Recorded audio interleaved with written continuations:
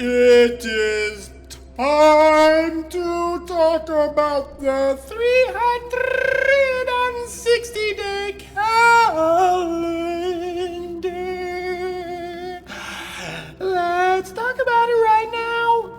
Damn! Alright, let's keep discussing the 360-day calendar, which apparently existed only a few thousand years ago. Now, this is part 4, so if you have not watched 1 through 3, you're missing nothing. Here, I'll do a quick recap for you. A few thousand years ago, at some point in time in human memory, we had a 360-day year. There, you're all caught up. You don't even have to watch any of the other garbage I've made. Alright, let's keep going with the discussion here. So, in the last video, we were kind of covering the Egyptian and Greek and some other crap, and we went over some of the other civilizations that also had a calendar that was 360 days. Now, one of the things that I found, and I wanted to point out when you start to research this on your own, is that if you go to mainstream sources, the first thing you're going to see is the absolute avoidance of trying to acknowledge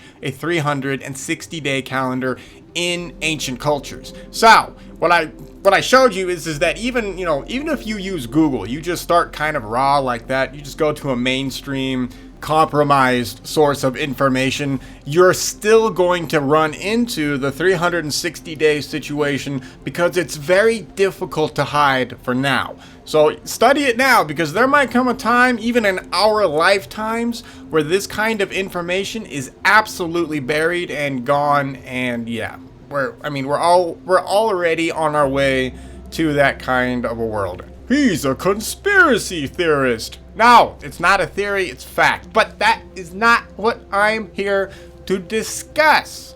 Anyway, so back to the 360. So the calendar is known to mainstream, but they don't talk about it, right? You probably won't run into this particular calendar unless you're really looking for it, or it pops up in your studies. So, for example, you could quite literally, study the Mayan culture and get pretty in-depth with it, the ancient Mayan culture, and you could actually get away with never studying the calendar at all. I mean, obviously, you don't recommend that, or I don't recommend that, but you could do it. You could be fairly knowledgeable on an entire ancient culture and have zero understanding of their calendar, for example, right? And I think that happens to a lot of people anyways, because when you start to go back in time and you start to see these oddities with their calendars, so here, check this out. So your average researcher is going to run into the problem of the calendar does not line up with today, right? I mean, that's everywhere. There's no arguing that. That is a known fact. And that's probably one of the first things that turns off a lot of people when they go to research anything to do with the calendar system, right? I think a lot of people just kind of write off the calendar system as that culture was dumb, they did not understand the basics of how to calculate the year, so whatever, they're cave people and we're just going to ignore them. I know that is basically the way most people treat things like the calendar in ancient history. Let's just call it for what it is, right? So given that it is so easy to overlook something that should never be overlooked, the calendar, I mean, just imagine what else is being overlooked in history and in your own studies, right? I know I'm guilty of this, so this calendar situation is a perfect example. Up until about, say, 10 years ago, I never would have listened to anyone on this planet trying to tell me that the calendar from our recent ancient ancestors, just a few thousand years ago, could have been anything other than 365 and change, right? For me, it's like, how do you change that? How the heck do you get a completely different calendar? To get a different calendar, you would have to have some crazy stuff going on to get that calendar. So, first of all, you actually don't need too much of a crazy thing to happen to actually change the year, if you think about it cosmologically. You could alter the Earth's orbit very simply, and you could get your 360-day year, or revert it to 365. It's not that big of a deal, and we would be fine. Like, you know, there's so much variation in the Earth's orbit. Adding a few days or subtracting a few days to our year with respect to how long it takes us to go around the sun, it's not really a big deal. We're kind of taught nowadays that this kind of a thing would be insane, right? Like, the Earth is in this perfect Goldilocks zone, and if it goes out of that zone, we all freeze or we all die immediately. And that's false. That's wrong. We have one hell of a buffer zone that we can bounce around in, and we do. To be fair, we do it right now. I mean, if you look at Earth's orbit, you know, we are hundreds of thousands of miles off everywhere we go, right? It's not a perfect circular orbit. So there's no reason to really doubt the concept of a different year, but I never really had thought about it until I started seeing the science. And sure enough, there is science to it. I mean, it's amazing how simple the concept of a different year length is. So there's nothing to it. So if you're not as dumb as I am, congratulations. Maybe you had already figured it out that it's possible, and it didn't take any stretch of the imagination to do it. But for me, I had been so classically trained, right? 365 days. The Earth has been in this orbit for 8 bajillion years. Blah, blah, blah, blah, blah. You know, the concept of going off of 365 to any other year was just crazy. It was insane. Like, even for me. I mean, it was even, anyway, but it's completely possible, and the science is there to prove it. Not only is it scientifically possible, right? If you go and you study the electric universe, and you go and study Velikovsky, and you go and study the plasma physics, etc., etc., it's not a big deal. In fact, it's very simple. But the other thing that the calendar has going for us is that our ancient ancestors literally recorded it. So we have eyewitness testimony, and we have the science behind it. So the fact that it is completely ignored by mainstream history and science is just baffling. Well, it's not really baffling, I guess. I guess they have their messed up reasons for not wanting to look at the possibility of the real truth. So that is what we're going to talk about, or continue to talk about now, because I have rambled way too much. Holy crap. All right, so let's jump back into where we left off with Velikovsky, and then we'll go through that and throw in other tidbits from other sources, and then we will continue to build the case for a legitimate reality of a year of 360 days. We cross the Pacific Ocean and return to Asia. The calendar of the peoples of China had a year of 360 days, divided into 12 months of 30 days each. A relic of the system of 360 days is the still persisting division of the sphere into 360 degrees. Each degree represented the diurnal advance of the Earth on its orbit, or that portion of the zodiac which was passed over from one night to the next. After 360 changes, the stellar sky returned to the same position for the observer on the Earth. When the year changed from 360 to 365 and a quarter days, the Chinese added 5 and a quarter days to their year, calling this additional period Kai Ying. They also began to divide a sphere into 365 and a quarter degrees, adopting the new year length not only in the calendar, but also in the celestial and terrestrial geometry. Alright, so this is interesting. Okay, so check this out. So the Chinese calendar had been using a solar calendar with an average of 365 days since at least 1600 BCE. Now, this claim is off of one mainstream situation, right? But the interesting thing they mention is the date of 1600 BC. Now, the next date they talk about is between the 5th and 7th century BC, where they abandoned the solar calendar in favor of the current lunar solar calendar. All right, so these two dates are extremely important within catastrophism. Why? So the date of 1600 BC is relevant to the Venus event, the time where Venus crossed paths with the Earth, and several times, but that's kind of like the middle point of that. And then the 7th to 8th century BCE has to deal with the Mars event. So those two dates you will find will pop up in everybody's history as weird big changes. And here we go. We see it right here. We're seeing it corroborated in a mainstream source already, right? And I'm scrolling down and I'm seeing even more. So we all, like right here, we're seeing where the calendars got switched and where they had to deal with the problem, which makes sense because the Mars event and the Venus event absolutely messed up the planet Earth and its rotation and all of that stuff, or its orbit around the sun. So it's interesting to see that we have mainstream corroborating what the science and what the true history records about what happened. See, this is the good stuff, because what we're talking about right now, the 360-day calendar, if catastrophism is real and absolutely happened, if we did have a Mars event, if we did indeed have a Venus event, then our calendar would be messed up. And everybody's calendar would have to be messed up.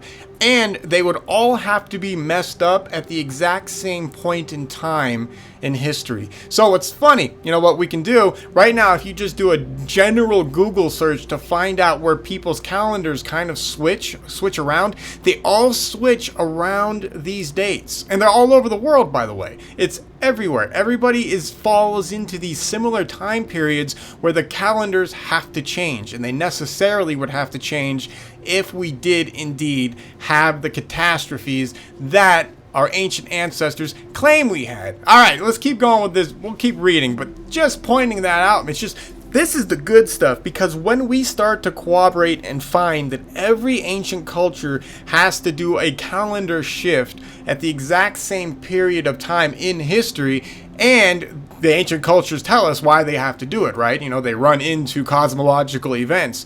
This is the stuff that really helps us prove what truly happened back in the past. All right, yeah, we're moving on. All right, I'm going to keep reading.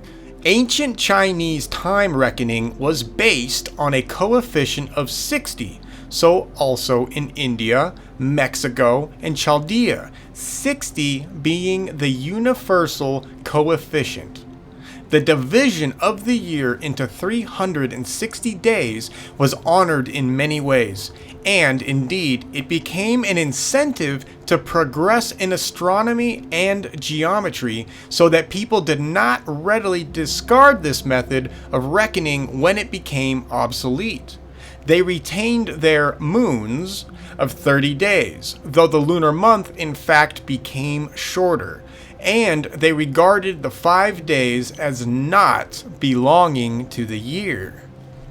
All over the world, we find that there was at some time the same calendar of 360 days, and that at some later date, about the 7th century before the present era, yeah, there it is, 5 days were added at the end of the year as days over the year, or days of nothing. Scholars who investigated the calendars of the Incas of Peru and the Mayans of the Yucatan wondered at the calendar of 360 days. So did the scholars who studied the calendars of the Egyptians, Persians, Hindus, Chaldeans, Assyrians, Hebrews, Chinese, Greeks, or Romans. Most of them, while debating the problem in their own field, did not suspect that the same problem turned up in the calendar of every nation of antiquity. Now, this is also one of the things that mainstream just boggles my brain on. I mean, these people are crazy. Comparative mythology or comparative history does not exist for your average mainstream researcher, and I have no idea why. It is mind-blowing. You can any like 2-year-old can immediately see that there are similarities, if not exact duplicate copies of situations spread across like every single history on the planet. I mean, it's ridiculous. all of the ancient histories, they all literally talk about the exact same things. They all literally have so many of the exact same problems, and mainstream historians completely ignore all of it. They just don't care. It's like, it's just why? How can they ignore this stuff? Like comparative mythology, we'll have to talk about that later. Why is that ignored? Why does every single ancient culture's mythology like line up with one another? Like, what is going on there, right? And mainstream just doesn't care. It just apparently doesn't exist for them. Same thing with the calendar situation right here, right? We just gave a huge list of all of these ancient cultures that had a 360-day calendar, and you never hear about it.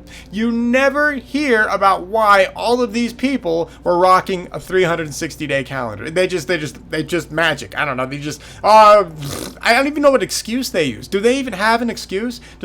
All right, Jesus. How does this not anger like everybody out there? Every time I see this stuff, you just want to start like just choking out one of the mainstream historians. You just start slapping them, just just shut up. Look at the calendars. Just want to smash their faces right into the book and be like, look at the Egyptian calendar. Now look at the Roman calendar. Now look at the Mayan calendar. Now, all right. Okay, let's keep reading. Let's keep going. Two matters appeared perplexing. A mistake of 5¼ days in a year could certainly be traced, not only by astronomers, but even by analphabetic farmers. For in the short span of 40 years, a period that a person could readily observe, the seasons would become displaced by more than 200 days. The second perplexity concerns the length of a month. It seems to have been a prevailing opinion among the ancients that a lunation or a sidonical month lasted 30 days. In many documents of various peoples, it is said that the month, or the moon, is equal to 30 days, and that the beginning of such a month coincides with the new moon. See, once again, like obvious stuff. If people back then had a 360-day calendar, don't even get me started on the calendar that they had before this, by the way. Everybody would be messed up. You could not even farm if you wanted to. Not even that. I mean, you'd just be screwed up, right? Like you just said, like your seasons would be off by 200 days. And like just okay. Such declarations by ancient astronomers make it clear that there was no such thing as a conventional calendar with an admitted error. As a matter of fact, the existence of an international calendar in those days is extremely unlikely. After centuries of open seas lanes and international exchange of ideas, no uniform calendar for the whole world has of yet been devised. The Muslims use a lunar year based on the movements of the moon, which is systematically adjusted every few years to the solar year by intercalculation. Many other creeds and peoples have systems of their own containing many vestiges of ancient systems. The reckoning of months as equal to 30 and 31 days also is a relic of older systems. The 5 supplementary days were divided among the old lunar months, but at present the almanac does not ascribe an interval of 30 days between 2 lunations, or a period of 360 days for 12 lunations. So basically what he's saying here is that like right now even we have all kinds of cultures even today that celebrate all kinds of years, right? Like you have Chinese New Year, which does not take place December 31st or January 1st. Like we have all kinds of cultures that still have their own year cycles. This is all over the place. So the question is why? It's kind of funny. How come this is never talked about? It's a very simple question. Why do all of these cultures just have different years? Like, what's the point? Why do they have it? And it's very much brushed off by mainstream and by, I think, most people. I think a lot of people on either side of the discussion, alt or mainstream, People just brush it by as, oh, it's just their crazy traditions. They don't know what they're talking about. It's tradition. And that's it. Like, and that's their excuse. And they're fine with that. That is not an answer, obviously, when we start to look back in history. There's way more going on. And the fact that it's ignored is amazing to me. God, this chapter's pissing me off. All right, let's keep going. The reason for the universal identity of time reckoning between the 15th and the 8th centuries lay in the actual movement of the Earth on its axis and along its orbit, and in the revolution of the Moon during that historical period. The length of a lunar revolution must have been almost exactly 30 days, and the length of the year, apparently, did not vary from 360 days by more than a few hours.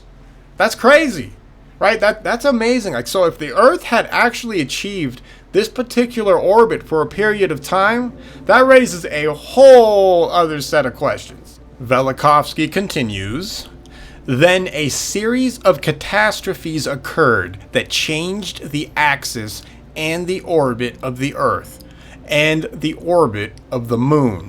And the ancient year, after going through a period marked by disarranged seasons, settled into a slow-moving year, according to Seneca, of 365 days, 5 hours, 48 minutes, 46 seconds. A lunar month being equal to 29 days, 12 hours, 44 minutes, 2.7 seconds, mean Sidonical period. So that ends this section of what he's talking about with the calendar. So I'll call it here for that. So what do we do with all of this information? What do we do with it? I mean, we have no choice but to acknowledge that it's a thing. You cannot possibly continue any kind of research into an ancient culture at this point and not acknowledge that those people were living in a completely different kind of Earth that you live in now. And what I mean by a different Earth is almost quite literally that. So back then, if the calendar had to change from 360 to 365, something massive must have happened. There must have been some sort of event that really plugged into everybody's lives and probably ruined them. And sure enough, that's exactly what we see that happened. These calendar changes, they don't just come out of nowhere. It's not like everybody woke up one day and everything was essentially the same, but then all of a sudden they noticed, oh hey, there's 5 more days on our year. All of a sudden, magically. That is not what our ancestors say happened. They don't say anything like that, right? It's the exact opposite. When we start to study the time periods in where the calendars change, it's really important to listen to what the histories say. Why did they change? And of course, the story is right there. All of our ancestors talk about these horrific, cataclysmic events that take place on Earth, but it's not just a terrestrial event. The terrestrial event that we feel is caused by a massive cosmological event that ruins everybody's day, right? That day sucked. You know, one day everybody's partying, having fun, and then the next day, all of a sudden, the Earth is being drug away further out into a larger orbit, and the Earth's axis is suddenly being tilted by an extra few degrees. You know, the whole thing is crazy, and it ruins absolutely all of these civilizations. Now, we'll get into more detail about what I just said right there in the next videos or whatever, if I even keep doing this. I'm going crazy. It's too much crap here. Oh, one other thing before we close this video. We've talked enough. One other thing that I'm noticing in the mainstream, when mainstream tries to cope with the established fact that all of these ancient cultures had a 360-day calendar, they try to make it sound like the 5 days that eventually are added to the calendar are added because their original 360-day calendar was just wrong from the beginning. Mainstream scholarship tries to act as if the 360-day calendar was absolutely never accurate and nobody used it technically correctly. So that eventually the 5 days were added later because after 1,000 years of using a 360-day calendar, they were like, oh, I guess we should probably add 5 days. That is literally literally what these people think. That is like, that's the most ridiculous thing ever. Like we already went over in the beginning or part of this video, we talked about that, hey, if you have 360 days and you just go for 40 years, let's just say 40 years of using that calendar, your calendar will be off by 200 days. You know, you have one hell of a mess in just 40 years. They were using this calendar for a while and it worked for them. So they would have noticed that the seasons were off long before, you know, the calendar switching happened, and long before suddenly they start adding 5 days. The main thing to focus on here when you are looking at these cultures is to watch what happens when the calendar shift changes. What you see in every single culture when this shift changes are massive destructions. You find that they all talk about the Earth literally moving and changing its orbit, bowing because of the pull of another planet, permanently changing our latitudes. Longitudes kind of whatever, but our latitudes permanently change. That's why you find civilizations now in the desert, for example, that's pure desert, right? I mean, you find cities in, let's take Egypt, right? Egypt is next to the Nile. It must have had the Nile, and that's how they survived. No, we know that the Sahara Desert was once a lush, like jungle-like freshwater area very recently. And I mean just in the last couple of thousand years. And that's even mainstream science going with that. That's not like alternative research. There is a whole sect of mainstream science that has to acknowledge the fact that only a few thousand years ago, the Sahara was an actual lush place to live. Now, of course, that would make sense where you could build civilizations like Egypt, like the pyramids and all the stuff that exists there. If you have a lush area with tons of fresh water, not a problem. You can survive. So where the hell does all the sand come from? Why is it that all of a sudden on that latitude area is now pretty much an inhospitable place? Why? What happened? How were people living back then if the desert was a desert back then, right? The desert wasn't like that. But how do you create a desert? Very simply, all you have to do is switch, or all you have to do is pull the Earth a little bit. Switch those latitudes around, right? Drag Egypt that was in a higher northern latitude down to a further southern one into an area to where it's too hot for that current environment to survive. And that's exactly what happened. And that's exactly what we see all over the planet. You have all of these people trying to figure out what happened to these civilizations. And don't get me wrong, there's a lot of other horrible things that happen to other civilizations that take them out as well. But one of the horrible things that does absolutely happen is this point right here, the calendar shift. Because if the calendar shifts, that means something happened to the planet Earth. If something happens to planet Earth, then that means something is going to happen to all of the people living on Earth, right? And then you would expect to see that recorded to some degree. And sure enough, that is exactly what we find. We find all of these ancient cultures recording the devastation that takes place during their time period that absolutely wipes out tons of people. It ruins everything, and it sets the stage for the world we live in now. So the last calendar shift that made the 365-day calendar, that event, whatever that last event was, and we'll talk about what that event was. Well, okay, that event was a Mars-Venus event. Anyway, we'll get to it later. But that event is what sets the stage for how we live nowadays.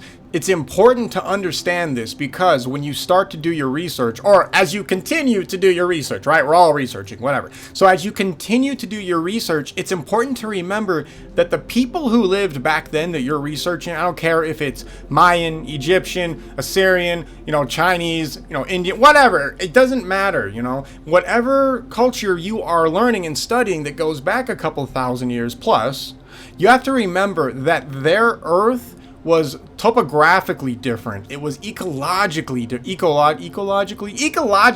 Everything was different back then, even to the point to where even shorelines were different. Right? They were not living in the same kind of environment 2,000 years ago that you see right now. So when you take that into consideration, suddenly all of these crazy civilizations start to make more sense. Right? So if you look in South America, for example, we're finding all kinds of temples and stuff underneath the jungles when we use FLIR radar. And as we're finding that stuff, you have to wonder, well, how the hell were all these people building this stuff if that jungle has been around for a while? The jungle has not been around for a while. That jungle only started growing and going out of control in the past 1,000+ years or so, right? This is all new growth.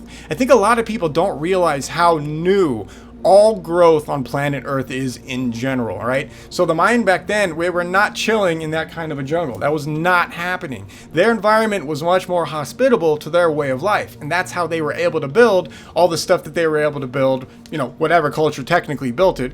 They were able to exist in that area because the environment was different. They were not contending with the kind of jungles that they have to contend with now, right? So anyway, we're going to start. I've talked way too much. I can't even talk anymore anyway. So just don't forget that. When you guys start studying your cultures, remember that things were different back then. Everything was different. So when you start to hear their stories, don't just write them off as fantastical and crazy. Think about what they're saying, take it seriously, and then take into account how their environment was different and what they say they saw in the sky, because that is your key.